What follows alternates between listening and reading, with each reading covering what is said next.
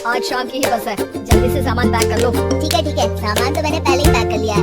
अब तो बस शाम का इंतजार है, जब हम बस पकड़ेंगे और निकल पड़ेंगे धर्मशाला की ओर। शाम को दोनों दोस्त बस स्टॉप पर मिलते हैं और फिर वहाँ से निकल पड़ते हैं शिमला की ओर। सुबह होते होते ये दोनों दोस्त शिमला पहुँच गए, जहाँ ये होटल पहुँचे और वहाँ से निकल पड़े पहाड़ों पर घूमने। आज यहाँ पहाड़ों पर कितना सुकून है ना, दूर दूर तक सिर्फ और सिर्फ पहाड़ ही है और घूमने आए लोग भी यहाँ कितनी मस्ती कर रहे हैं। चलो फिर खा ले। एक रेस्टोरेंट पे पहुंच गए। वहाँ इनकी रेस्टोरेंट चलाने वाले लड़की से दोस्ती हो गई, जिसका नाम जितेंद्र था। जितेंद्र, तुम यहाँ कब से हो और रेस्टोरेंट खोलने का प्लान कैसे बनाया?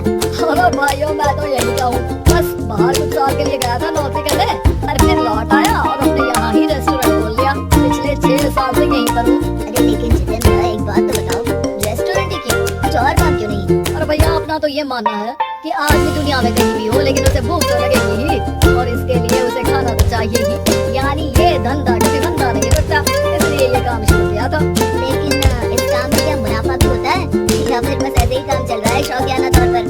अरे क्यों नहीं भैया, काम तो हो ही रहा है और मुनाफा नहीं होता तो ये 10 लोगों का स्टाफ कैसे रख लेता। वैसे आप भी क्यों नहीं इस बिजनेस में हाथ आजमाते हो?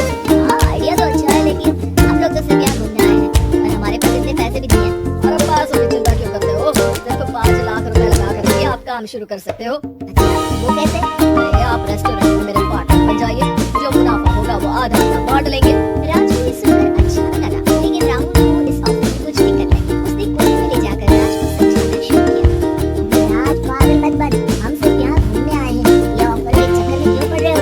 कुछ काम शुरू ही करना होगा तो दिल्ली में शुरू करेंगे, यहाँ शिमला में क्यों? बेवकूफ, दिल्ली में 5 लाख रुपए में कौन सा काम शुरू करेंगे? यहाँ शिमला में इतने कम पैसों में काम शुरू कर लेंगे और 1 साल में मुनाफा लेकर वापस भी चले जाएंगे। अरे भाई, तुम्हें जो करना है करो, लेकिन मैं इस बिजनेस में तुम्हारा साथ नहीं दे सकता। याद रखो, हम यहाँ से घूमने आए हैं, बिजनेस करने नहीं। और इस जितेंद्र पर वैसे भी मुझे ज्यादा भरोसा नहीं हो रहा है।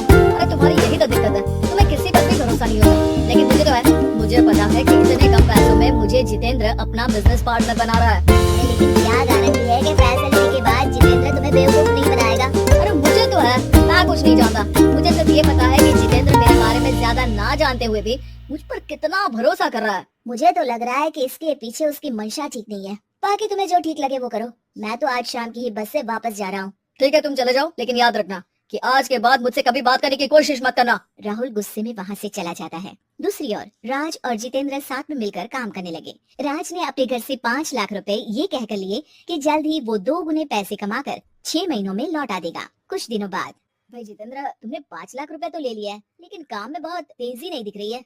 अरे भाई, काम में थोड़ा समय लगता है, चिंता मत करो यार। हाँ वो तो ठीक है, लेकिन मेरे पैसों का तो कुछ हिसाब दो, कहाँ लगाया तुमने? अरे बड़े आए पैसों का हिसाब मांगने वाले। वो तो शुक्र मनाओ कि इतने कम पैसों में मैंने तुम्हें काम पर रख लिया है। क्या कहा? तुमने मुझे काम पर रखा है? अरे मैं तो तुम्हारा बिजनेस पार्टनर हूँ। बड़ा आया पार्टनर बनने वाला। औकात देखिए अपनी, 5 लाख में रेस्टोरेंट खरीद लिया है क्या? ऐसा है तो मेरे पैसे वापस करो, मुझे तुम्हारे साथ काम नहीं करना है। अरे पैसे कैसे, वो सब तो काम में लगे।